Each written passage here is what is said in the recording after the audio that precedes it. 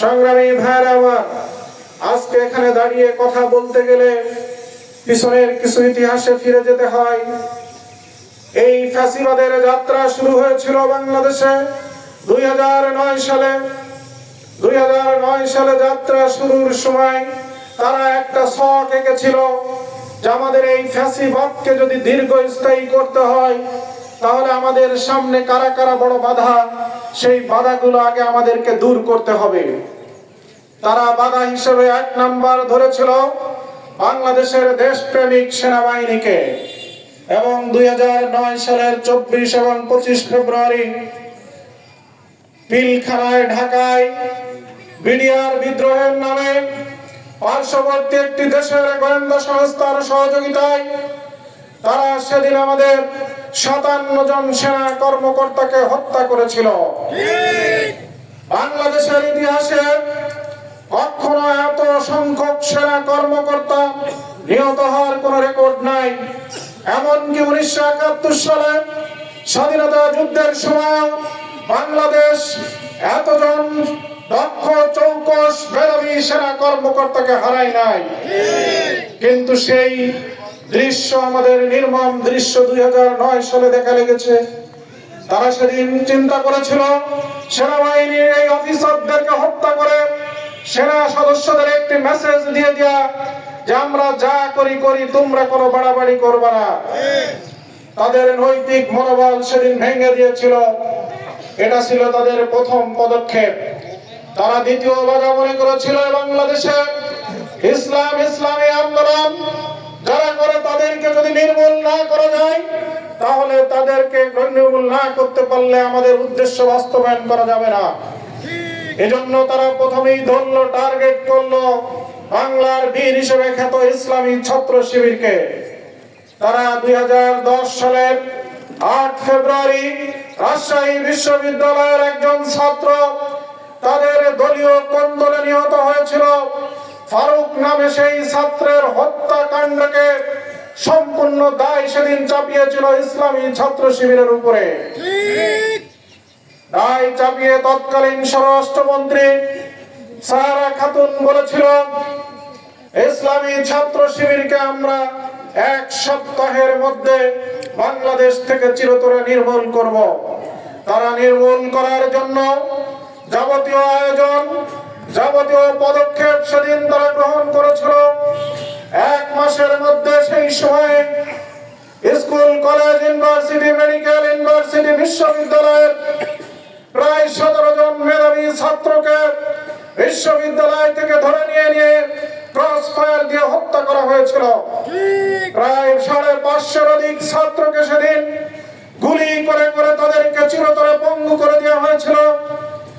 1 মাসের ভিতরে 12,000-এর মতো মেধাবী ছাত্রদেরকে বিভিন্ন বিশ্ববিদ্যালয় ক্যাম্পাস থেকে ধরে নিয়ে কারাগারে অন্ধকার প্রকোষ্ঠে নিক্ষেপ করা হয়েছিল। তাদের উদ্দেশ্য ছিল একটি, যাদেরকে দমন করতে পারলে আমাদের উদ্দেশ্য সফল হবে। সম্মানিত ভাইরা, এরপরে তারা আমাদের মুরব্বী নেতৃবৃন্দ যাদের বিরুদ্ধে এই বাংলাদেশে স্বাধীনতা যুদ্ধের পর থেকে কোন একটি জিডি পর্যন্ত কেউ করতে পারি নাই, কোন মামলা করতে পারি নাই, সেই সমস্ত নেতৃবৃন্দকে তারা সেদিন গ্রেফতার করলো। কি দিয়ে গ্রেফতার করলো? বললো যে এরা সবাই যুদ্ধ অপরাধী, মানবতা বিরোধী অপরাধী, রাজাকার, আল বদর, আল শামস, এদেরকে ধরতে হবে, বিচার করতে হবে। তারা বানালো একটি মিথ্যা ট্রাইব্যুনাল, তারা বানালো একটি ষড়যন্ত্রকারী আইন। তারা সেখানে বসলো কিছু বিচারক, টাকা দিয়ে, পয়সা দিয়ে, বাড়ি দিয়ে, গাড়ি দিয়ে কিছু লোককে সাক্ষী হিসেবে ঢাকায় ডেকে আনা হলো। ঢাকায় একটি বাসভবন ভাড়া করে তার নাম দেওয়া হলো সেফ হোম। সেফ হোমে বসে তাদেরকে কি কি সাক্ষী দিতে হবে, আমাদের আইনজীবী কি জিজ্ঞাসা করবে, বিচারক কি জিজ্ঞাসা করবে, আর তারা কি বলবে, সেই কথাগুলো তাদেরকে শিখিয়ে দেওয়া হলো। সেইভাবে মিথ্যা সাক্ষ্য সেখানে দেওয়া হলো। এরপর তারা কি চাইলো যে এখন বিচারের রায় ঘোষণা করতে হবে। আমাদের কষ্ট ছিল না, একজন বিচারপতি যদি তার নৈতিক জায়গা থেকে দাঁড়িয়ে আমাদের নেতৃবৃন্দের অপরাধগুলো আমলে নিয়ে সেদিন রায় দিত, আমরা কষ্ট পেতাম না, কিন্তু বিচারপতি বিচার করেন ওখানে কাঠগড়ায় বসে, আর বিচারের রায় কি হবে সেটাই আগেই ঠিক হয়ে যায় আইন মন্ত্রণালয়ে বসে। সেই আইন মন্ত্রণালয় থেকে যে বিচার লিখে দেওয়া হতো, রায় লিখে দেওয়া হতো, সেই রায় শুধু বিচারপতি পড়ে শোনাতো। আপনারা তার প্রমাণ পেয়েছেন। একজন বিচারপতি তৎকালীন সময়ে তাকে বলা হয়েছিল, আপনি কিভাবে এই রায় দিলেন? মিথ্যা রায়, মিথ্যা সাক্ষীর উপরে রায় দিলেন। বলল যে আমার কিছুই করার ছিল না, আমার ঘাড়ের উপরে বন্দুক ধরে থাকতো আর বলতো এই রায় লিখে দেওয়া হচ্ছে, তুমি এটা পেশ করে শোনাবা। আমাদের সেই সমস্ত নেতৃবৃন্দকে তারা সেদিন মিথ্যা সাক্ষ্য, মিথ্যা মামলা, ষড়যন্ত্রকারী ট্রাইব্যুনাল গঠন করে মিথ্যা রায় দিয়ে তারা সেদিন হত্যা করেছিল। ফাঁসির মঞ্চে তারা হাসি মুখে তাদের জীবনকে সেদিন বিলিয়ে দিয়েছে। কত রকম অফার তারা দিয়েছিল, কত রকম প্রস্তাব তারা দিয়েছিল। আপনারা যদি এইভাবে চলেন, এই কায়দায় চলেন, আমরা যা যা বলি শোনেন, আপনাদেরকে আজকেই আমরা মুক্ত করে দেব, আপনি মুক্ত বাতাসে ঘুরে বেড়াতে পারবেন। আমাদের নেতৃবৃন্দ বলেছিল, না, আমরা কোনো আপোষ করব না, আমরা কোনো অন্যায় করি নাই। যদি তোমরা আমাদের উপরে কোনো অন্যায় বিচার করো, এটি জুলুম করবে, এর জন্য তোমাদেরকে যুগের পর যুগ খেসারত দিতে হবে।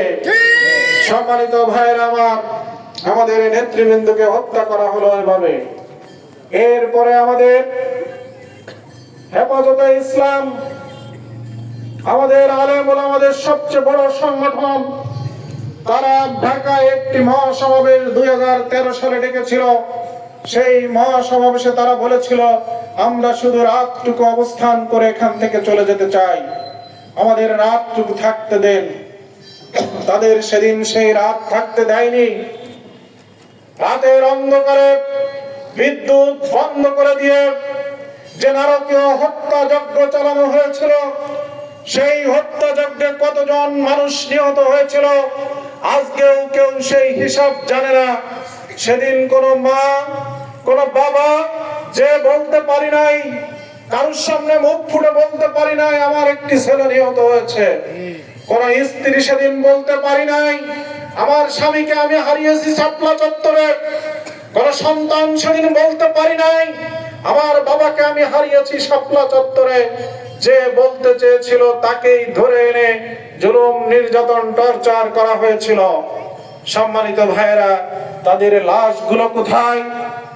তার পরিবার শেষ মুহূর্ত লাশটুকু তাকে ছুঁয়ে দেখার সুযোগ তাদের দেয়া হয়নি। বরঞ্চ আমরা যতদূর জেনেছি, সেই লাশগুলোকে মেডিসিন দিয়ে পানি করে বুড়িগঙ্গা পানির সাথে মিশিয়ে দেওয়া হয়েছিল সেদিন। সম্মানিত ভাইয়েরা আমার, এই জুলুম নির্যাতনের ইতিহাস ধারাবাহিকভাবে চলতে লাগলো। আমাদের অসংখ্য ভাইদেরকে গুম করা হলো, অসংখ্য মানুষকে ক্রস ফায়ার দিয়ে হত্যা করা হলো। তারপরে পরিশেষে এক মহা বিপ্লব 2024-এর ছাত্র জনতার গণ বিপ্লবের মাধ্যমে এই ফ্যাসিবাদের চিরতরে বিদায় হলো, আলহামদুলিল্লাহ। সম্মানিত ভাইয়েরা, এই জুলুম নির্যাতন থেকে আমরা নড়াইলবাসীও রক্ষা পাই নাই। আমাদের উপর অনেক জুলুম করা হয়েছে। আমাদেরকে ধরে নিয়ে থানায় নিয়ে, ডিবি অফিসে নিয়ে, রিমান্ডে নিয়ে, চোখ বেঁধে গায়ের উপরে, হাতের উপরে, পায়ের উপরে বুট জুতো দিয়ে পাড়িয়ে ধরে হকি স্টিক দিয়ে কত কত জনকে মারতে মারতে বেহুশ করে ফেলেছে। একটি পর্যায়ে যখন বলেছে আমাকে একটু পানি দেওয়া যায়, তখন এই পাষণ্ড তারা পানি না দিয়ে তাকে প্রস্রাব করে দিয়েছে। আমরা যখন আঘাতের পর আঘাতের কারণে আল্লাহু আকবার বলে চিৎকার করে উঠতাম, তারাও বলেছে কোথায় তোর আল্লাহ, তোকে রক্ষা করে না কেন? আমাদেরকে আজকে ধরে নিয়ে যে রাতের অন্ধকারে এইখানে যারা বসে আছে সারিতে অনেককে ধরে নিয়ে যখন রাতের বেলা চোখ বুজে ছেড়ে দিত, বন্ধ সামনের দিকে এগিয়ে যাও, আমাদের তখন বুঝতে বাকি থাকতো না আমার জীবনের মনে হয় শেষ মুহূর্তে করি, আমি হয়তো আর বাঁচবো না। প্রিয় ভাইরা, আল্লাহ রাব্বুল আলামিন আমাদেরকে বাঁচিয়ে রেখেছেন, তাই আমরা এখন এখানে হাজির হতে পেরেছি। কিন্তু আমাদের উপরে জুলুম নির্যাতনের স্টিম রোলার কম যায়নি। আমাদের বোনদেরকেও লড়াইয়ে রক্ষা করা হয়নি। জামাতের অসংখ্য মা বোনকে গ্রেফতার করে নিয়ে যাওয়া হয়েছে, মাসের পর মাস জেলখানায় রাখা হয়েছে। আমাদের বোন খাদিজা, তার 6 মাসের গর্ভবতী ছিল, সন্তান ছিল তার পেটে। 6 মাসে পেটে সন্তান থাকা একটি মহিলাকে একটানা 5 ঘন্টা থানার ভিতরে দাঁড়িয়ে রাখা হয়েছিল। আমাদের বাড়িতে যাদের মা বোন আছে, নিশ্চয় আমরা খুব ভালো করেই বুঝি, 6 মাসের গর্ভবতী একটি মহিলাকে যদি 5 ঘন্টা একটানা দাঁড়িয়ে রেখে শাস্তি দেওয়া হয়, তাহলে তার গর্ভের সন্তানটির কি পরিণতি হয়, এটা আমাদের বুঝতে আর কারো বাকি থাকে না। সম্মানিত ভাইরা, আমরা সেই সমস্ত জুলুম দেখেছি। আমাদের শত শত ভাইয়ের চাকরি আমরা হারিয়েছি। অসংখ্য মানুষের ব্যবসা প্রতিষ্ঠান ধ্বংস হয়েছে। অনেকের বাড়ি ঘর যৌথ বাহিনী, পুলিশ বাহিনী যে লুটপাট করেছে, ভাঙচুর করেছে। এই সময় একটা শ্রেণীর চাঁদাবাজরাও বসেছিল না। তারা মানুষকে ধরিয়ে দিয়ে থানায় খবর পাঠিয়ে ধরিয়ে দিয়ে, ঠিক যেমন যে পরিবারের কাছে সাধু স্বাস্থ্য, উপকারী স্বাস্থ্য, যে আমরা তার কল্যাণে কিছু করতে চাই, তারা টাকা নিয়ে আবার থানার নামে টাকা নিয়ে ব্যবসাও করেছে। প্রিয় ভাইয়ের আমার, আমাদের জনপ্রিয় কাউন্সিলর, নড়াইল পৌরসভার 1 নম্বর ওয়ার্ডের কাউন্সিলর, আমাদের বন্ধু সাবেক ছাত্র নেতা, জননেতা অ্যাডভোকেট এমরুল কায়েস, তার মতো তরতাজা একজন যুবককে, জনপ্রিয় নেতাকে, তাকে ক্রস ফায়ার দিয়ে হত্যা করা হয়েছে। আজকে যারা আমাদেরকে নির্যাতনের গল্প শোনাতে আসেন, আমি স্পষ্ট করে বলতে চাই, নড়াইলের এই মাটিতে জামাত এবং শিবিরের উপরে যে নির্যাতন হয়েছে, তার ছিটে ফুটাও আপনাদের গায়ে লাগি নাই। আমাদের উপরে 100 মতো মামলা দেওয়া হয়েছে। 1,500-এর অধিক লোক বছরের পর বছর, মাসের পর মাস কারাগারে তারা অতিবাহিত করেছে। আমাদের বন্ধুদেরকে বলতে চাই, সব কিছুর পরেও আমরা, আমাদের সম্মানিত নেতা, আমাদের আমিরে জামাত ডাক্তার শফিকুর রহমান বলেছেন যে যার উপরে যত জুলুম করেছে, আমরা কোন জুলুমের প্রতিবাদ আমরা নিজ হাতে করব না, আমরা আইন হাতে তুলে নেব না। আমরা আমাদের পক্ষ থেকে ক্ষমা করে দিয়েছি। অনেকে বলেন জামাত শিবির কেন ক্ষমা করে দিল? জামাত শিবিরের আলাদা কোনো স্বার্থ আছে। জামাত শিবির ক্ষমা করি নাই, জামাত শিবিরের কোনো স্বার্থ নাই। জামাত শিবির এই কারণেই বলেছে যে আমরা আইন নিজ হাতে তুলে নেব না, কারণ আজকে যদি জামাত শিবির নিজ হাতে আইন তুলে নিত, আর সেই প্রতিশোধের যে আগুন জ্বলে উঠত, সেই আগুনের কারোর ঘর রক্ষা পেত না।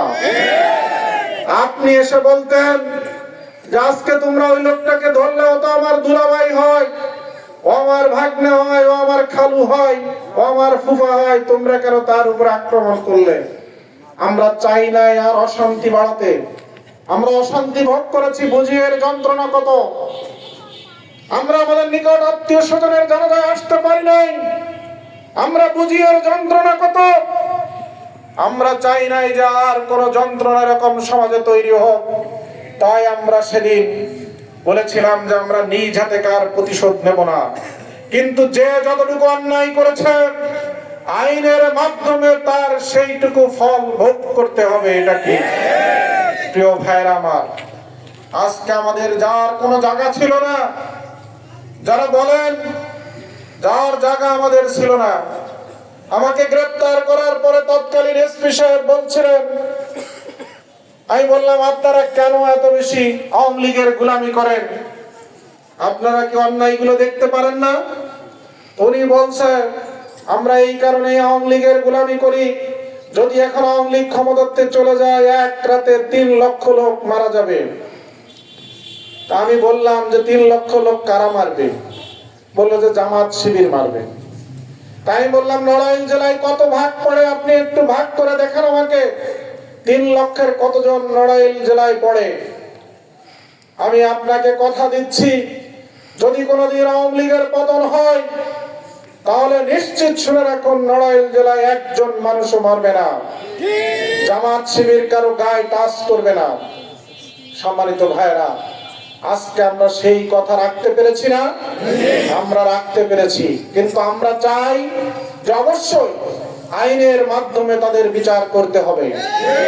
সেই সময় যারা চাঁদাবাজি করতেন, এখনো পুলিশ প্রশাসন যদি তার চোখের সামনে আবার তারা চাঁদাবাজি করে, তাহলে এইবার আমরা ক্ষমা করব না। আমরা মাফ করেছি, ভালো করেছি। আমি আইন শৃঙ্খলা বাহিনীর উদ্দেশ্যে বলতে চাই, প্রিয় ভাইরা আমার, 5 তারিখের পরে আপনারা আপনাদের বাড়িতেও নিরাপদ ছিলেন না, আপনাদের থানায়ও নিরাপদ ছিলেন না।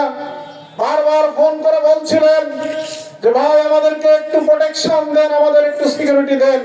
রাতের পর রাত, দিনের পর দিন একটানা জামাত এবং শিবিরের কর্মীরা আপনাদেরকে পাহারা দিয়েছিল। কি কারণে আমরা দিয়েছিলাম? যেন আইন শৃঙ্খলা বাহিনীর উপরে কেউ কোনো বিচার করতে না পারে। আর আজকে যদি এখনো কেউ আবার সমাজে চাঁদাবাজি করার চেষ্টা করেন আর আইন শৃঙ্খলা বাহিনী সেটা দেখে, এই কারণে আপনাদের আমরা পাহারা দিয়ে বাঁচায় রাখি নাই। আমরা চেয়েছিলাম আপনারা সমাজের কল্যাণ করবেন, অবশ্যই আপনাদেরকে সেই কাজটুকু করতে হবে। সম্মানিত ভাইরা আমার, আজকে এই সব পরিস্থিতির মধ্যে দিয়েও আমরা এখানে দাঁড়িয়েছি। আজকে বাংলাদেশের মানুষ বলছে যে এই দেশকে যদি পরিবর্তন করতে হয়, আমাদের সব দেখা শেষ হয়ে গেছে, এখন একটি পথ আছে, সেটি হলো জামাত ইসলামী। জামাত কি করে এটাই আমরা দেখতে চাই। ঠিক তখন আমার অনেক বন্ধুরা বলছেন যে জামাত ক্ষমতায় আসলে দেশ চালাতে পারবে না। দেশ চালাতে কি লাগে? জনগণকে কি ওই আকাশের চাঁদ নামায় এনে প্রত্যেকের এক একটা দেয়া লাগে? সূর্য নামায় এনে প্রত্যেকের হাতে এক একটা দেয়া লাগে? জনগণকে চালাতে, দেশ চালাতে লাগে জনগণের 5টি মৌলিক চাহিদা পূরণ করা: খাদ্য, বস্ত্র, বাসস্থান, চিকিৎসা, স্বাস্থ্য, শিক্ষা। ঠিক কিনা? এই 5টি চাহিদা পূরণ করতে হয়, সমাজের উন্নয়নমূলক কাজ করতে হয়। আজকে জামাত ইসলামী 1971 সালের পর থেকে এ পর্যন্ত যে সরকারি এসেছে, সেই সরকারি জামাতকে সবচেয়ে বেশি নির্যাতন করেছে।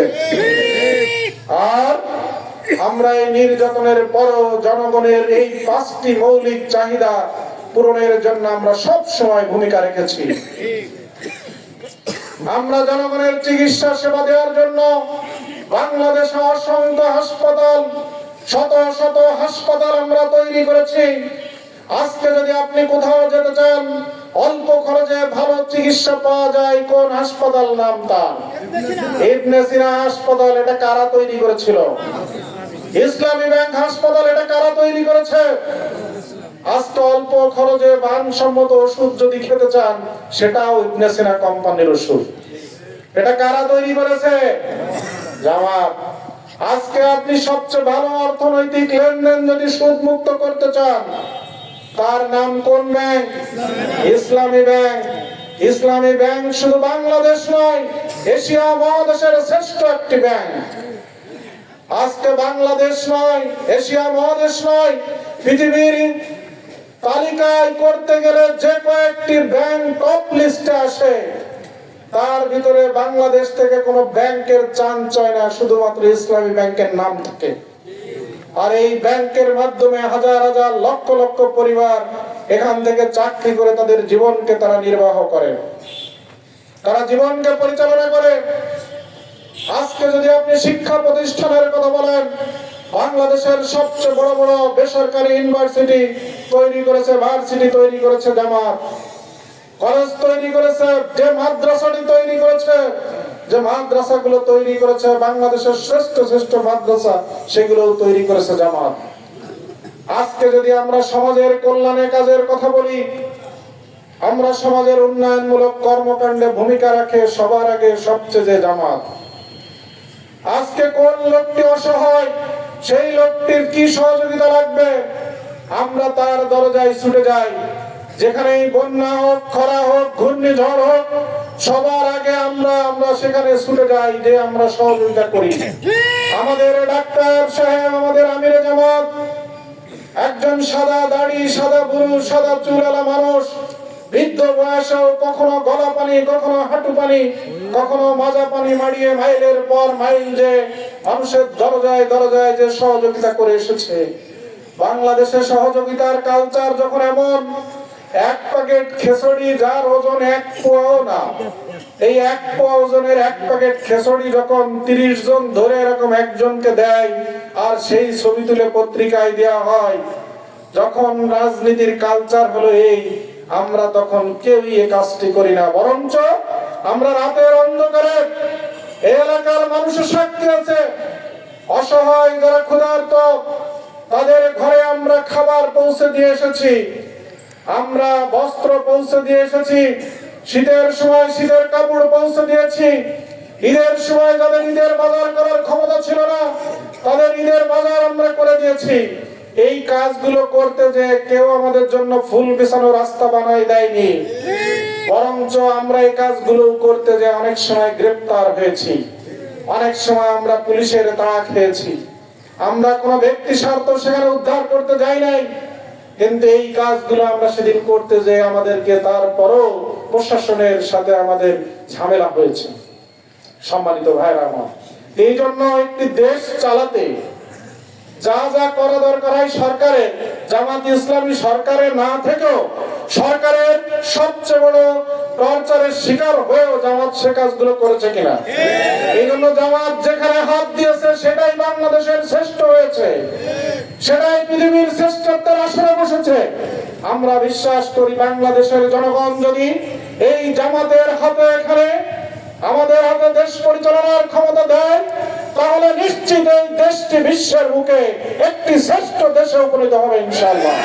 সম্মানিত ভাইরা, আমাদের বিরুদ্ধে আরেকটি অপপ্রচার করা হয়, আমরা নাকি ক্ষমতায় আসলে মহিলাদেরকে ঘর থেকে বের হতে দেব না, মহিলারা ঘরেই বসে পড়বে। আমরা কি করব? মহিলারা কেন ঘর থেকে বের হতে পারে না বলেন তো? আমার মেয়ে, আমার বোন, আমার মা, আমার স্ত্রী কেন পারে না? পারে না এই কারণেই যে মেয়েটা আমার রাস্তায় বেরোলে আবার ঠিক মতো বাড়ি পৌঁছাতে পারবে কিনা, তাকে ইফটিজিং করবে কিনা, তাকে ধর্ষণ করবে কিনা, তাকে নিয়ে কেউ উধাও হয়ে অন্যদিক চলে যাবে কিনা। এই কারণেই তো আমরা টেনশনে থাকি নাকি? এই কাজগুলো কারা করে? যে বন্ধুরা আমাদের বলে যে মহিলাদেরকে ঘর থেকে বের হতে দেবে না, সেই বন্ধুরাই প্রবাসীর বউকে নিয়ে আরেক দেশে উড়াল দেয়, সেই বন্ধুরাই আরেকজনের মেয়েকে নিয়ে চলে যায়, সেই বন্ধুরাই স্ত্রীকে, স্বামীকে গাছে বেঁধে, গাছের সাথে বেঁধে রেখে সামনের পর স্ত্রীকে ধর্ষণ করে, সেই বন্ধুরাই ধর্ষণের সেঞ্চুরি উদযাপন করে। তারাই আবার বলে যে জামাত শিবির ক্ষমতায় আসলে মহিলারা বের করতে পারবে না। বরঞ্চ জামাত যদি কোনোদিন ক্ষমতায় আসে, আপনার মেয়ে, আমার মেয়ে, বোন এই সিংহা বাজার থেকে নড়াইল শহরে রাত 12টায় চলে যাবে, কেউ তার দিকে আর চোখে তাকাতে পারবে না। আমাদের বিরুদ্ধে আর একটা অপবাদ দেওয়া হয়, অপপ্রচার এখন চালানো হচ্ছে, জামাত যদি ক্ষমতায় আসে সব হিন্দুদেরকে প্যাকেট করে নদীর ওই পারে পৌঁছে দেবে, তারা আর দেশে থাকতে পারবে না। কারা আজকে এই কাজগুলো বলতেছেন তারা একটু নিজেদের মুক্তি আয়নায় দেখুন। আমি এখানে দাঁড়িয়ে চ্যালেঞ্জ করে যাচ্ছি, শুধু নড়াইল না, হবখালী না, বাংলাদেশের কোথাও জামাত শিবিরের কোন একজন নেতা দ্বারা কোন হিন্দু ভাই বোনের জমি, বাড়ি, গাড়ি, দোকান, গেট কোনো কিছুই দখল হয়নি। বরঞ্চ যারা আজকে এই কথাগুলো বলছেন তারা এই রাতের আধারে কি করেন? তারা এই রাতের আধারে আমাদের হিন্দু ভাইদেরকে সব জোর করে নিয়ে স্ট্যাম্পের পরে স্বাক্ষর নিয়ে এই দেশ থেকে অন্য দেশে তাড়িয়ে দেন। কিন্তু আজকে জামাত শিবির আমাদের অমুসলিম ভাইদের নিরাপত্তার জন্য তারা বুক পেতে দিয়েছে। আজকে আমরা এই 5 তারিখের পরে আগস্টে অনেক ভাইকে দেশ থেকে চলে যেতে হতো, অনেকের বাড়ি লুটপাট করে ছাগল নিয়ে গেছে, গরু নিয়ে গেছে, স্বর্ণ অলংকার নিয়ে গেছে লুটপাটকারীরা। জামাত শিবিরের লোক সেই বাড়িতে যে সেইগুলো উদ্ধার করে এনে তার বাড়িতে পৌঁছে দিয়ে আসছে। আমরা মন্দিরে পাহারা দিয়েছি রাতের পর রাত, দিনের পর দিন। আমরা দোকানপাট খোলার কাজে আমাদের হিন্দু ভাইদের পাশে দাঁড়িয়ে থেকে খুলে দিয়েছি। রূপগঞ্জ বাজারে যখন কোন হিন্দু ভাই দোকান খুলতে পারছিল না, তাদেরকে হুমকি দেওয়া হচ্ছিল, ভয় দেওয়া হচ্ছিল, ঠিক সেই মুহূর্তে আমি নিজে যে 300-400 লোক আমরা যে সব দোকানগুলো দাঁড়িয়ে থেকে খুলে দিয়েছিলাম। এবং শুধু খুলে দেয়নি, পুলিশ ছিল না, বিডিআর ছিল না, আর্মি ছিল না, র্যাব ছিল না, 15 দিন একটানা সকল দোকানপাট রূপগঞ্জে আমরা পাহারা দিয়েছি। হিন্দু ভাইদের কল্যাণে কারা কাজ করে এটা সবাই ভালো করে জানে। পঞ্চগড়ে নৌকা ডুবিতে একটি পূজা অনুষ্ঠান থেকে আসার পথে প্রায় 80 জন হিন্দু ভাই বোন নিহত হলো। প্রথমে সেখানে ছুটে গিয়েছিল জামাতের আমির, যে সেখানে যে প্রত্যেককে 3 লক্ষ করে নগদ টাকা তার পরিবারকে দিয়ে এসেছিল। আমরা এই কাজগুলো যখন করি তখন অনেকে সন্দেহ হয়, বলে যে জামাত টাকা পাই কই, জামাত টাকা পাই কই। জামাত কারুর কাছ থেকে চাঁদাবাজি করে না, জামাত কারুর জমি দখল করি নাই, জামাত কারুর ঘের দখল করি নাই। বরঞ্চ আমাদের নেতা কর্মীরা কি করে তা আপনি আজকে সন্দেহ যদি এতই বেশি হয় তাহলে জামাতে ঢুকে দেখেন, তারপরে বুঝবেন। আগে জামাতে ঢোকেন, তারপরে বুঝবেন জামাত টাকা পাই কই। আমাদের জামাতের নেতা কর্মীরা তার সন্তানের জন্য ঈদের সময় কাপড় না কিনেও অসহায় মানুষের কাছে সেই টাকাটা পাঠিয়ে দেয়। এর নাম জামাত ইসলামী। আজকে যারা কোনোদিন পরের কারো কিছু ধরে না, নিজের গাটির টাকা দিয়ে দেশ জাতির কল্যাণে ভূমিকা রাখে, তাদের হাতে দেশ যদি কেউ পরিচালনার দায়িত্ব দেয়, তারা দেশের টাকাও লুটে পুটে খাবে না ইনশাআল্লাহ। বরঞ্চ তারা ওর সাথে দেশের যা আছে তার সাথে নিজের পকেট থেকে আরো কিছু দিয়ে সেটা দিয়ে এই দেশ গড়ার কাজে ভূমিকা রাখবে। সম্মানিত ভাইরা আমার, আজকে আমরা এই পর্যায়ে দাঁড়িয়ে এই কথা বলতে চাই যে আজকে যারা আমাদের বিরুদ্ধে অপপ্রচার করেন, আমরা কারোর প্রতি কোনো রাগ নাই। আগামী দিনে এই দেশটাকে গড়ার জন্য আমরা সবাইকে নিয়ে একসাথে চলতে চাই। কে চরমোনাই, কে হেফাজত, কে অমলিক, কে বিএনপি তাবলিগ, কে কওমিয়া, কে আলিয়া, এটা আর পার্থক্য করার আমাদের সময় নাই। পার্থক্য করতে করতে আমরা এত বছর পার করে এসেছি। আমি আপনাদেরকে অনুরোধ করব যে পার্থক্য আর আমাদের কি করে লাভ নাই, বরং আসুন দেশ গড়ার প্রশ্নে, দেশের কল্যাণে আমরা যেন সবাই একমত হতে পারি, এক জায়গায় আসতে পারি।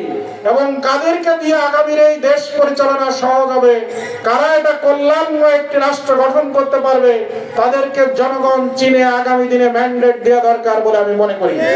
সম্মানিত হাজিরিন, আমি অনুরোধ করব যে আসুন আমাদের বিরুদ্ধে অপপ্রচার যাই করেন আমরা এতে কান দিই না, বরঞ্চ আল্লাহর মেহেরবানি আজকে সরকারি ভাবে টাকা খরচ করে করে আমাদের বিরুদ্ধে অপপ্রচার করা হয়েছিল বলে আজকে আল্লাহ আমাদের এত বাড়ায় দিয়েছে, এত সম্প্রসারণ করেছে। সেজন্য যতই অপপ্রচার করেন, যেটাই করবেন সেটাই আমাদের কল্যাণে কাজ দেবে ইনশাআল্লাহ। আল্লাহ রাব্বুল আলামিন আগামী দিনের এক সুন্দর বাংলাদেশ গড়ার কাজে আমাদের সবাইকে যথাযথভাবে ভূমিকা রাখার তৌফিক দান করুন। হানাহানি, কাটাকাটি, মারামারি, ভেদাভেদ সবকিছু ভুলে দল মত নির্বিশেষে, ধর্ম বর্ণ নির্বিশেষে আমরা একটি সুন্দর বাংলাদেশ গড়তে চাই। আল্লাহ রাব্বুল আলামিন আমাদের সেই তৌফিক দান করুন। এই আশাবাদ ব্যক্ত করে সকলকে ধন্যবাদ জানিয়ে আমার জন্য দোয়া চেয়ে আমি এখানে শেষ করছি। আল্লাহ হাফেজ। বাংলাদেশ জিন্দাবাদ, বাংলাদেশ জামাত ইসলামী জিন্দাবাদ। সকলকে ধন্যবাদ। আসসালামু আলাইকুম ওয়া রাহমাতুল্লাহ।